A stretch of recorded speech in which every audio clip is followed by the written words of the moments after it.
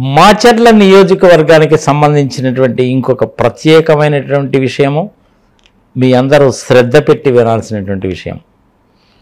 మీ అందరికీ తెలిసిందే కదా, మాచర్లలో, గురజాలలో, చుట్టుపక్కల ఉండేటువంటి ప్రాంతాల్లో చాలా వర్గ రాజకీయాలు ఉంటాయి, రాజకీయ హత్యలు కూడా జరుగుతూ ఉంటాయి, ఫ్యాక్షనిజం బాగా ఎక్కువగా ఉంటుంది. ఎప్పుడు కూడా జనాలు కార్లలో, వాటిల్లో, జీపుల్లో కత్తులు, కటార్లు, బాంబులు వేసుకుపోతారని విన్నదే కదా. కానీ 2004 సంవత్సరం దగ్గర నుంచి ఆ పరిస్థితి లేదు, చాలా ప్రశాంతంగా ఉంటుంది. రాజశేఖర రెడ్డి గారు చేసిన గొప్ప పని ఏంటంటే, ప్రజలకు తెలియాలి కాబట్టి చెప్తున్నాను, రాష్ట్రం అంతా తెలుసుకోవాలి, 2 తెలుగు రాష్ట్రాల వాళ్ళు కూడా తెలుసుకోవాలి. 2004లో ఆయన ముఖ్యమంత్రి కాగానే అందరు లీడర్స్ని పిలిచి, నక్సలైట్లతో సహా పిలిచి, మీరు ఏం కావాలని కోరుకుంటున్నారు? పంటకి నీళ్లు కావాలి, ధర కావాలి, కల్తీ మందులు ఉండకూడదు, పిల్లలకి మంచి చక్కటి ఎడ్యుకేషన్ ఉండాలి, హాస్పిటల్స్ పనిచేయాలి, రోడ్లు కావాలి, ప్రాజెక్టులు కట్టాలి, ఇవే కదా మీరు అడుగుతున్నారు. చేసే బాధ్యత నాది. నక్సలైట్లు చక్కగా వచ్చారు, మీటింగ్లో కూర్చున్నారు, ఒప్పుకున్నారు, వెళ్ళిపోయారు. అదేవిధంగా రాయలసీమలో ఉండేటువంటి వాళ్ళందరినీ, irrespective of the parties, Telugu Desam party వాళ్ళు కానివ్వండి, వేరే వాళ్ళు, కాంగ్రెస్ పార్టీ వాళ్ళందరినీ కూడా నన్ను పిలిపించి, మీకు ఏది కావాలన్నా చేసే బాధ్యత నాది, రాయలసీమలో రక్తము చిందకూడదు అని చెప్పాడు. ఈ సంగతి మీకు ఎట్లా తెలుసండి, నాగార్జున రెడ్డి గారు అంటారేమో, నేను కూడా ఉన్నాను ఆ రోజు, ఆయనతో పాటే వెళ్ళాను నేను. అందరూ వచ్చారు ఆ రోజు, అందరూ ఎంతో ఆనందంగా విని వెళ్ళారు. అప్పటి నుంచి రాయలసీమలో కూడా ఫ్యాక్షనిజం తగ్గిపోయింది. నేనే ప్రత్యక్ష సాక్షి రాయలసీమ మీటింగ్కి, జరిగినప్పుడు మీటింగ్కి. మహానుభావుడు ఇంకెందుకులేండి, రాజశేఖర రెడ్డి గారిని తలుచుకుంటే మళ్ళీ కళ్ళ నీళ్ళు తిరుగుతాయి, వదిలేద్దాం. దాని తర్వాత ఆల్మోస్ట్ 20 సంవత్సరాల దాకా ఎక్కడ కూడాను కొట్లాటలు అనేటువంటివి లేవు. క్రైమ్ రేట్ అనేటువంటిది బాగా తగ్గింది. ఒక్కసారి రికార్డు కనుక చూసి వెరిఫై కనుక చేస్తే మనకు తెలుస్తుంది. గుంటూరు ఎస్పీ గారి ఆఫీస్లో రికార్డు చూసినా తెలుస్తుంది. నేషనల్ క్రైమ్ రిజిస్టర్స్ అని చెప్పి సెంట్రల్ గవర్నమెంట్ వాళ్ళు మెయింటైన్ చేస్తారు, వాళ్ళు చూసినా తెలుస్తుంది. అవి చూసిన తర్వాతే చెప్తున్నాను నేను. క్రైమ్ రేట్ అనేటువంటిది చాలా తగ్గిపోయింది. కానీ అన్ఫార్చునేట్లీ గత 2 సంవత్సరాల్లో మళ్ళీ క్రైమ్ రేట్ కాస్త పెరిగింది. దీనికి ప్రధానమైన కారణం ఏమిటి అనేసి అంటే, జూలకంటి నాగిరెడ్డి గారి అబ్బాయి మళ్ళీ కొంచెము ఈ 2 సంవత్సరాల్లో పెరగడానికి ప్రధానమైనటువంటి కారణము గిల్లి కజ్జాలు పెట్టుకోవడం అన్నమాట. అది పొలాల దగ్గర, గన్యాల దగ్గర నుంచి మొదలుపెట్టి ఏదో విధంగా మళ్ళీ ఇక్కడ అల్లరులు చేయాలి, శాంతి భద్రతలకు విఘాతం కలిగించాలి, ఇది చుట్టుపక్కల ఉండేటువంటి ప్రాంతాలకు కూడా స్ప్రెడ్ కావాలి, చివరికి రాష్ట్రంలో అసలు శాంతి భద్రతలే లేకుండా పోయాయని సెంట్రల్ గవర్నమెంట్ దగ్గరికి వెళ్ళి రాష్ట్రపతి పాలన పెట్టడం అడగాలి. అంతకు తప్ప ఇంక వేరే ఉద్దేశం ఏదీ లేదు. నేను కూడాను గ్రౌండ్లో తిరిగాను, చాలా విలేజెస్లో చూశాను, రెంటిచింతల, గురజాల, మాచర్ల, దాన్ని even gonna up to even Yerragondapalem వరకు వెళ్ళాను నేను. అక్కడ ఉండే త్రిపురాంతకం అట్లాంటి విలేజెస్లో కూడా చూశాను నేను. వాళ్ళని ఫ్యాక్షనిజాన్ని గురించి అడిగినప్పుడు, ఎందుకంటే అనవసరంగా ఎప్పుడో అయిపోయిన దాని గురించి మళ్ళీ మీరు అడుగుతారు అని నన్ను చివరికి తిట్టినంత పని చేశారు, కొట్టినంత పని చేశారు. కానీ ఫ్యాక్షనిజం మటుకు లేదు. బట్ మళ్ళీ ఇప్పుడిప్పుడే కొంచెం మొదలైంది. అందరూ జాగ్రత్తగా ఉండాలి.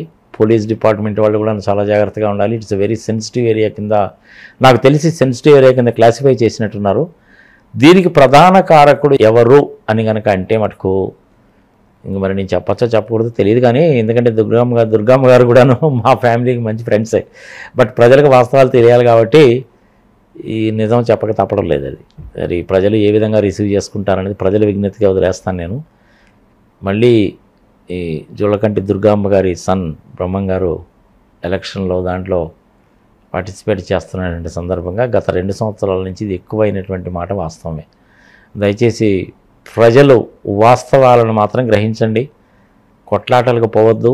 ఈ 20 సంవత్సరాల్లో చాలామంది చక్కగా చదువుకొని అమెరికా, ఆస్ట్రేలియా, యూకే వెళ్ళారు ఈ ప్రాంతాల నుంచి.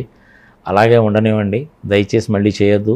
మాచర్ల మీద ఒక సినిమా కూడా తీశారు, మీరు చూసే ఉంటారు. అది ఐ థింక్ నితిన్ అనుకుంటాను యాక్ట్ చేసినట్టున్నాడు ఆ సినిమాలో. ఇప్పుడో 500 సంవత్సరాల కింద పలనాడు ఏరియా ఎక్కడా, ఇప్పుడు పలనాటి ఏరియా ఎక్కడా? పలనాటి ఏరియాలో బ్రహ్మాండమైన ఇండస్ట్రీస్ పెట్టుకోవచ్చు. కేసీపీ సిమెంట్ ఫ్యాక్టరీ ఎప్పుడో పెట్టారు కదా, మరి ఎప్పుడూ కూడా అక్కడ అంతసేపు గొడవలు జరగలేదు కదా.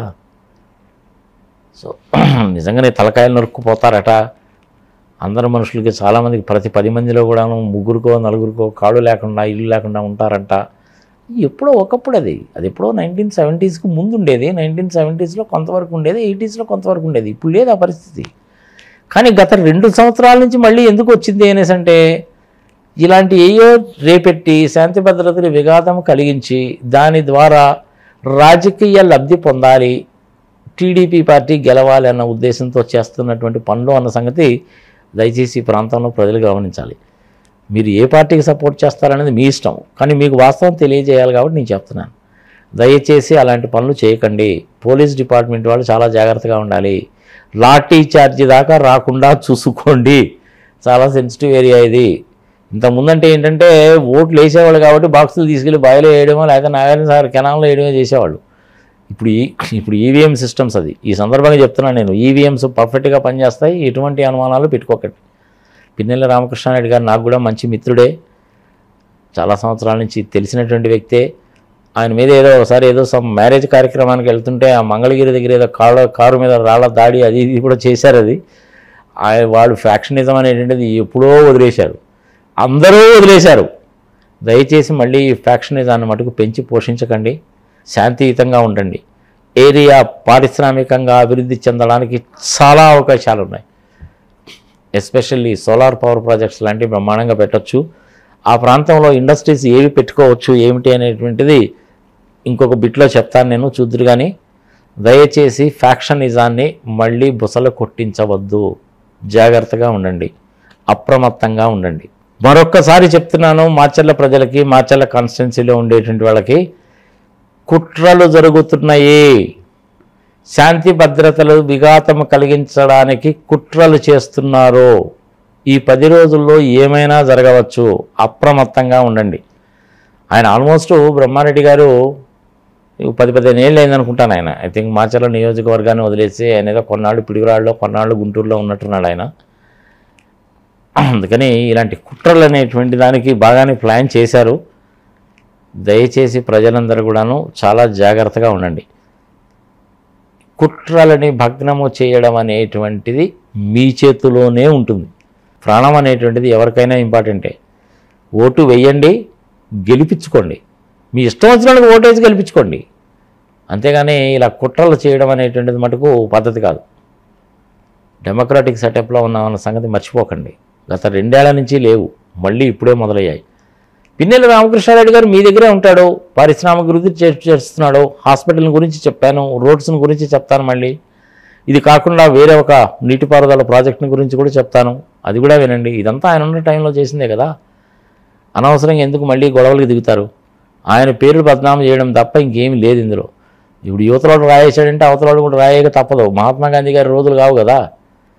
జాగ్రత్తగా ఉండాలి. అందుకని శాంతి భద్రతలకు విఘాతం కలిగించడానికి చాలా కుట్రలు ప్రయత్నాలు చేస్తున్నారు అనేటువంటిది నేను లోకల్గా తిరిగినటువంటి ప్రాంతాల్లో ప్రజలు చెప్పినటువంటి మాట. లేదండి మీరు ఎంత చెప్పినా కానీ మళ్ళీ చివరి మూమెంట్లో చేస్తారండి.